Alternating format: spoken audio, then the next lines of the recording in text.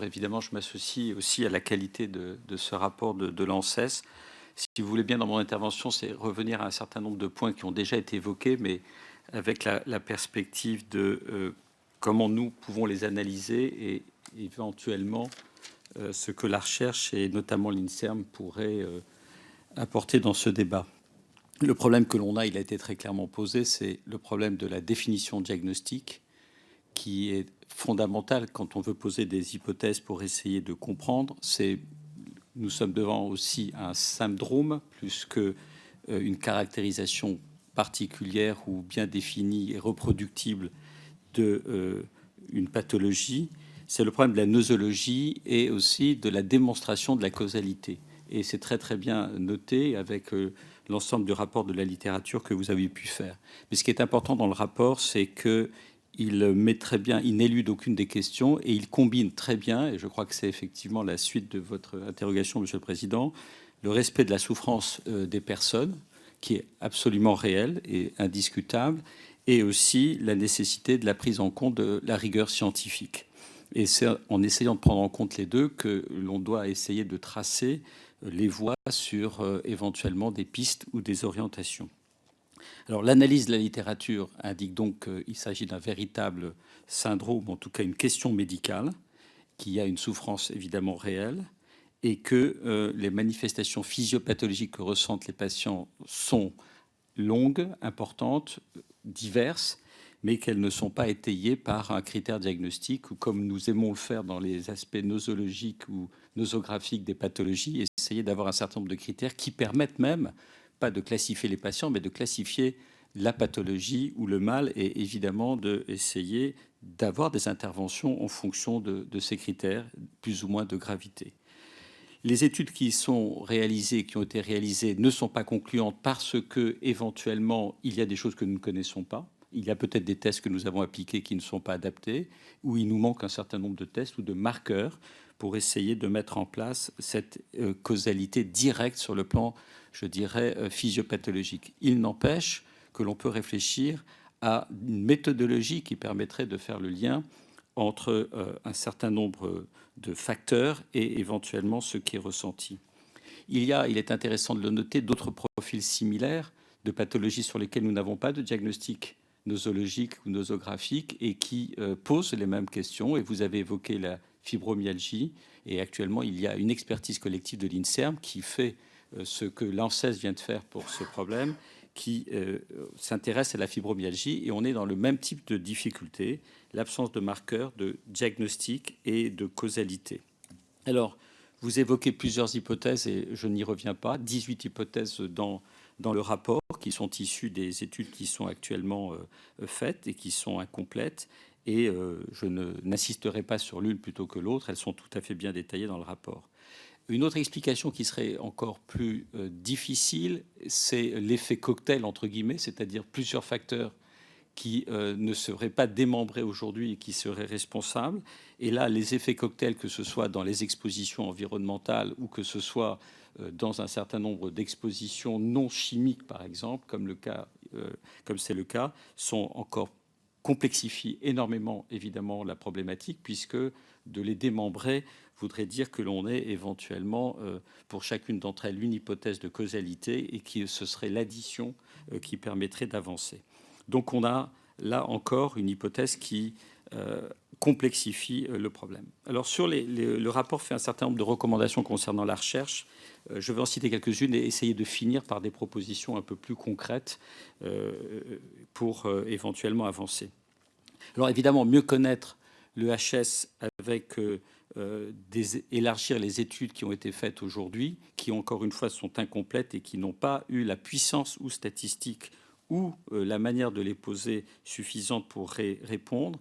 Il est clair que nous sommes dans un domaine où il faudra une analyse intégrée, c'est-à-dire, je veux dire par là, et nous avons de plus en plus cela dans la médecine d'aujourd'hui et du futur, c'est-à-dire que ne pas prendre en compte un effet éventuellement qui serait lié à une intervention ou à une cause, mais d'avoir une intégration d'un certain nombre de facteurs. Et vous voyez que toute la difficulté, c'est quels sont les facteurs que nous devons mettre dans cette intégration.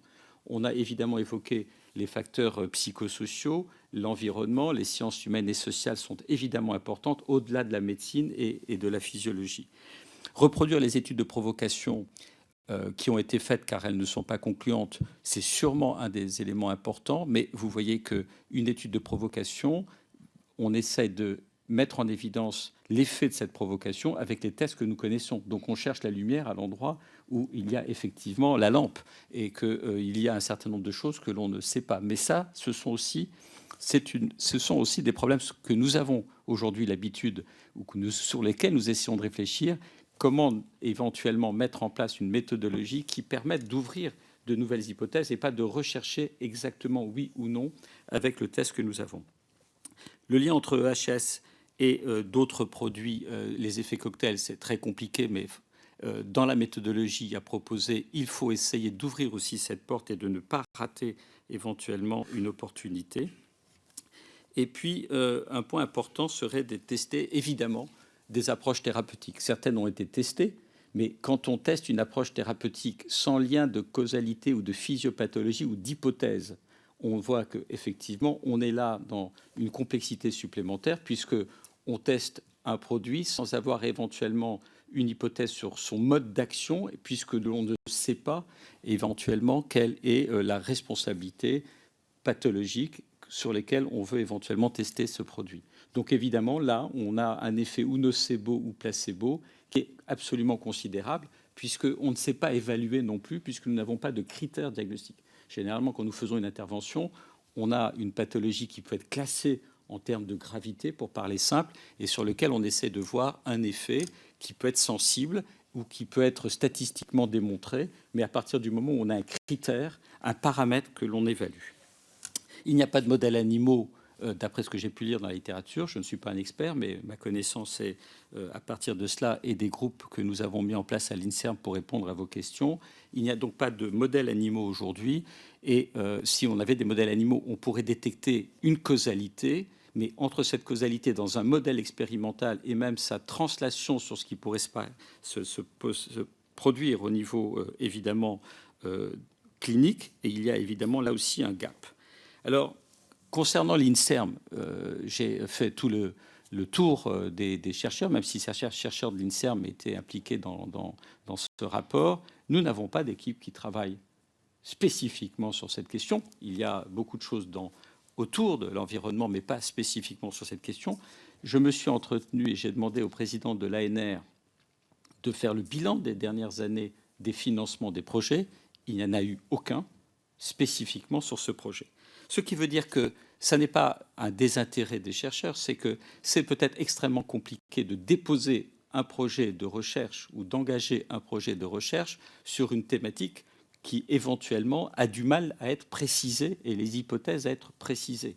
Et que là, il y a donc une nécessité d'une volonté politique prenant en compte le risque ou la difficulté de la question pour engager des recherches, plutôt que de simplement faire le compte de recherche qui auraient été mises en place.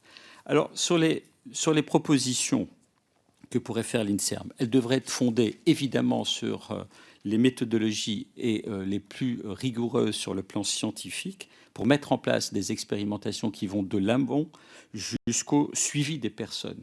Et sur les propositions concrètes. Sur les études d'amont, il faudrait évidemment renouveler avec une puissance statistique plus forte et de manière plus intégrée les modèles de provocation, et même s'il n'y a pas de modèles animaux, en mettant en place non seulement les imageries fonctionnelles telles qu'elles ont été faites dans certaines études, mais des marqueurs beaucoup plus larges que l'on appelle la biologie des systèmes, c'est-à-dire sans a priori tester un certain nombre d'hypothèses et se donner la possibilité de la rigueur statistique pour éventuellement voir s'il y a des signaux qui apparaissent. Être très très rigoureux dans la collection des données, parce que la nosographie quand même de la pathologie quand on est dans un syndrome, c'est encore une fois de la classifier, pas pour classer les malades, mais pour classer les troubles dont ils souffrent, et d'avoir une collection des données qui va de la clinique, mais aussi à l'environnement biologique, et évidemment avec tous les aspects de sciences humaines et sociales. Il est fondamental, à mon avis, et avec ceux que nous avons pu discuter au niveau de l'INSERM, qu'il y ait un suivi longitudinal. Car une fois que quelqu'un est déclaré électrosensible, on va y revenir, il y a une errance évidemment, une errance de ces personnes, et sans un suivi longitudinal pour essayer d'avoir une visibilité de ce qui se passe sur le long terme, et donc éventuellement d'accumuler des données, et avec l'évolution des hypothèses, d'accumuler un certain nombre de résultats, sans ce suivi longitudinal organisé, comme nous savons le faire dans des cohortes extrêmement bien identifiées, je pense que l'on perd des chances. Un, d'avancer dans la définition. Deux, sur des hypothèses physiopathologiques, mais surtout sur l'évaluation de la prise en charge. Car sans ce suivi longitudinal, on ne peut pas tester une intervention, car il y a une perte d'un certain nombre de personnes à cause de l'errance. Il y a peut-être une sélection des personnes qui sont extrêmement différentes, et que donc on n'aura jamais la puissance statistique pour dire un traitement anti-migraineux marche dans cette pathologie ou pas, car les symptômes seront différenciés. Et donc, sur l'évaluation de la prise en charge, un suivi longitudinal pourrait avoir le bénéfice d'interventions thérapeutiques, comportementales, sur éventuellement ce qui se passe au niveau environnemental ou dans le travail, sur des interventions donc, qui seront évaluées, sur la collection de bases de données, sur la possibilité aussi de participer avec un benchmark international à ce qui se passe ailleurs, puisque nous aurons des données validées qui pourront être confrontées à l'international et qui seront le fondement aussi des recommandations de l'HAS. Bien sûr que l'HAS doit donner des recommandations, mais nous sommes en lien avec sur la fibromyalgie. À partir du moment où il n'y a pas non plus la possibilité d'évaluer ces recommandations, faire des recommandations, bien sûr qu'il faut prendre en charge les personnes, mais sans la capacité d'avoir des outils d'évaluation de ces recommandations, ça va être extrêmement difficile. Alors donc, les expertises sont là, pas tant, si vous voulez, j'essaie d'élargir le champ qui est évidemment les personnes électrosensibles, un problème scientifique dont on n'a pas la solution, qui est vraiment posé là et sur lequel nous devons inventer une méthodologie pour essayer de répondre à la question. Ou sinon, nous serons dans la même situation, évidemment, situation après situation et rapport après rapport, car si on n'essaye pas de mettre une méthodologie qui permet de donner des chances, même si c'est évidemment risqué, de répondre. Alors, un des moyens que nous avons souvent mis en place, c'est des mises en place de cohortes de suivi de personnes en population générale. Quand on voit que l'incidence, même si elle est difficile, est autour de 1%, nous avons, en tout cas à l'INSERM, et il y a la possibilité de monter dans le pays des cohortes en population générale, la cohorte Constance par exemple, où il y a un investissement déjà public de financement, où il y a 200 000 personnes qui seront suivies plus de 10 ans, 15 ans. Si l'incidence de 1% existe, on doit statistiquement, et là il y a le problème de le recueil de ces informations avec un questionnaire extrêmement rigoureux, avoir des personnes qui pourraient être suivies dans le cadre d'une cohorte, et surtout les personnes contrôle qui répondraient au même questionnaire et qui ne répondraient pas au même diagnostic. Et donc le suivi à long terme, donc le groupe témoin qui est consubstantiel à une cohorte, avec des études physiopathologiques et ou d'intervention. Faut-il tester des antimigraineux et faut-il les tester d'une manière qui permette d'avoir ce suivi à long terme? Et puis éviter l'errance médicale. Je crois, et cela a été évoqué, qu'il y a plus préoccupant et aggravant que évidemment la souffrance des personnes, c'est le fait de ne pas éventuellement participer soi-même, alors que c'est une autodéclaration de ses propres symptômes, à un projet beaucoup plus large qui dépasse soi-même, mais qui concerne les personnes qui souffrent de la même manière, dans un projet plus large sur lequel on essaie de répondre à la question. Je crois que dans beaucoup de problèmes médicaux, on peut accepter qu'il n'y ait pas la solution ou la réponse. Mais ce qui est difficilement acceptable, c'est éventuellement de penser que l'on ne puisse pas répondre ou essayer de répondre en mettant les outils avec l'état des connaissances et toute l'humilité sur un problème comme celui-là à la disposition de cette question posée. Donc voilà où l'INSERM pourrait essayer d'avancer s'il y avait une décision, je dirais, plus large au niveau gouvernemental de mettre en place ces outils. Merci, cher Yves Lévy, de cette communication et de ces propositions qui ont le bénéfice d'être à la fois concrètes et d'interpeller les responsables politiques que nous sommes. On passe peut-être à la haute autorité de la santé.